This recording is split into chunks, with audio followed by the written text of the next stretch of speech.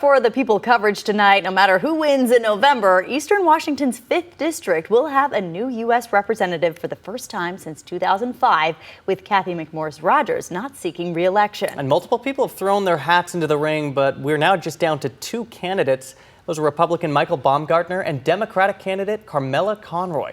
Our Alexandra Cohen-Yartz explains why now might be the best time for Democrats to try to flip this long-standing Republican seat. Jordan and Kirsten, this seat has historically been held by members of Congress for numerous years at a time. Tom Foley held it for 30 years, George Nethercutt for the following 10, and its current incumbent McMorris Rodgers for the past 20.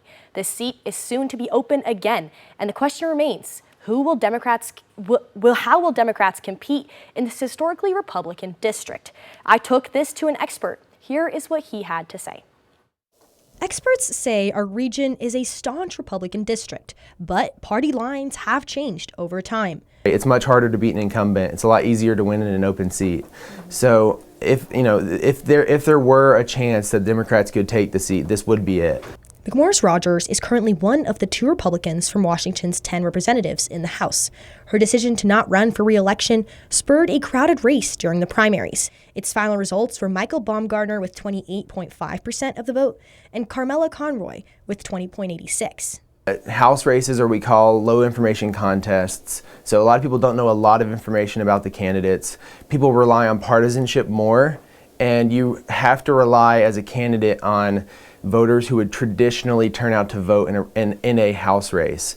Political expert Aaron Heitfield says the winner of these congressional races is often the one with the most funding. At this time, Baumgartner's campaign has just short of $640,000, whereas Conroy's has around $230,000. If you're not getting people to donate, it means you're not necessarily building what we call a personal vote, a connection with donors. Heitfield says that Baumgartner's biggest challenge will be separating himself from the MAGA movement and pulling Republican voters from the same margin as McMorris Rodgers. For Conroy, he believes the challenge will be running on a record she has yet to build.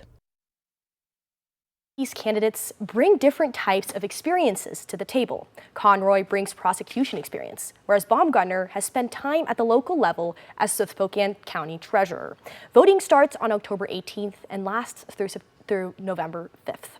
Reporting live in studio, Alexandra Cohen-Yartz, 4 News Now.